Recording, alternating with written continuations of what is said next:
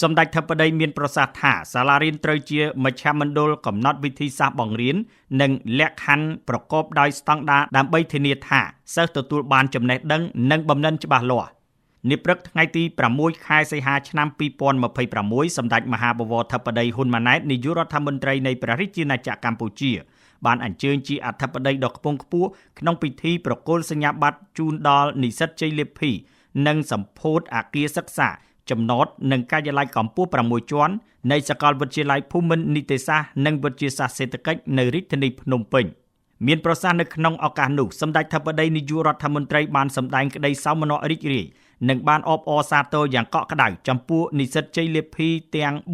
4001អង្គនាក់ព្រមទាំងក្រុមគ្រួសារសាស្ត្រាចារ្យគណៈគ្រប់គ្រងនិងបុគ្គលិកនៃសាកលវិទ្យាល័យភូមិន្ទនីតិសាស្ត្រនិងវិទ្យាសាស្ត្រសេដ្ឋកិច្ចដែលបានខិតខំប្រឹងប្រែងរួមគ្នានិងបានបង្កលក្ខណៈឲ្យនិស្សិតសម្រេចបានជោគជ័យសម្ដេចធិបតីបានលើកទឹកចិត្តដល់ថ្នាក់ដឹកនាំនិងសាស្ត្រាចារ្យនៃសាកលវិទ្យាល័យឲ្យបន្តពង្រឹងគុណភាពអប់រំការស្រាវជ្រាវនិងនវានុវត្តន៍ដើម្បីចូលរួមអភិវឌ្ឍមូលធនមនុស្សលើវិស័យសេដ្ឋកិច្ចនីតិសាស្ត្រយុត្តិធម៌និងរដ្ឋបាលសាធារណៈប្រកបដោយសមត្ថភាពសិលធម៌និងស្មារតីស្នេហាជាតិជាមួយគ្នានេះសម្ដេចធិបតីក៏បានជំរុញឲ្យបុគ្គលិកអប់រំទាំងអស់ខិតខំអភិវឌ្ឍសមត្ថភាព Digital និងវិធីសាស្ត្របង្រៀនជាប្រចាំដើម្បីបង្កើនប្រសិទ្ធភាពនៃការអប់រំនិងផ្សារភ្ជាប់ទ្រឹស្ដីទៅនឹងការអនុវត្តជាក់ស្ដែង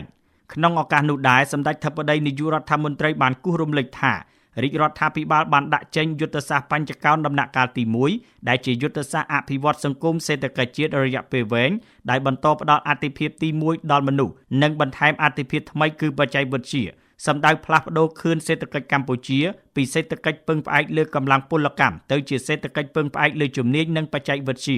រាជរដ្ឋាភិបាលបាននឹងកំពុងលើកកម្ពស់គុណភាពនៃការអប់រំនិងការបណ្ដុះបណ្ដាលវិជ្ជាជីវៈការអភិវឌ្ឍជំនាញទាំងជំនាញរឹងនិងជំនាញទន់ការរៀបចំកម្លាំងពលកម្មឲ្យឆ្លើយតបកាន់តែប្រសើរទៅនឹងការផ្លាស់ប្ដូរនិមាបណ្ណកម្មសេដ្ឋកិច្ចតម្រូវការទីផ្សារការងារនិងបច្ចេកវិទ្យា Digital តាមរយៈការផ្លាស់ប្ដូរជំនាញនិងការលើកកម្ពស់សុខភាពសាធារណៈជាមួយគ្នានេះរាជរដ្ឋាភិបាលក៏កំពុងកែលម្អលក្ខខណ្ឌការងារទាំងក្នុងវិស័យសាធារណៈនិងវិស័យឯកជនតាមរយៈការកែតម្រង់ស្ថាប័ននិងអភិបាលកិច្ចការលើកកម្ពស់គុណធិបតេយ្យនិងការកែសម្រួលប្រព័ន្ធលើកទឹកចិត្តសម្ដេចធិបតីក៏បានគូសបញ្ជាក់ថារាជរដ្ឋាភិបាលក៏បានកំពុងខិតខំប្រឹងប្រែងពង្រីកហេដ្ឋារចនាសម្ព័ន្ធអប់រំទៅដល់មូលដ្ឋាននិងជ្រើសរើសគ្រូបង្រៀនផ្អែកលើកិច្ចព្រមព្រៀងការងារដែលមានគុណវុឌ្ឍិសមស្របព្រមទាំងបានអំពាវនាវដល់គ្រឹះស្ថានសិក្សាទាំងអស់កុំទម្លាក់គុណភាពដើម្បីតែការប្រកួតប្រជែងឲ្យសោះសម្ដេចធិបតីបានគូសបញ្ជាក់ថា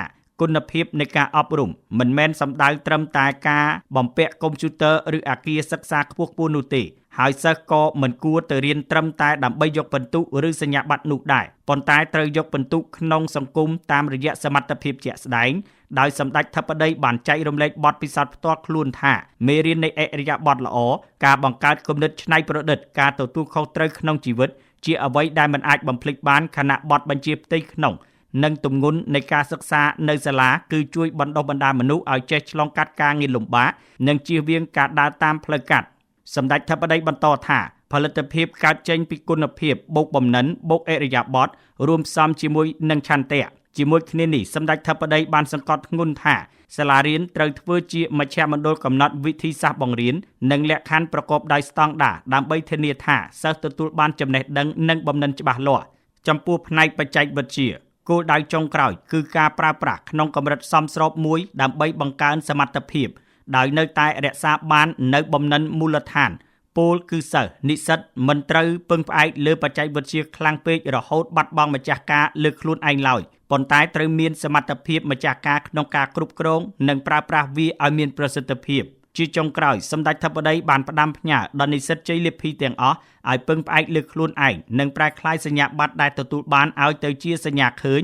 នៃសមត្ថភាពពិតប្រាកដតាមរយៈការខិតខំស្រាវជ្រាវនិងរៀនសូត្រពេញមួយជីវិត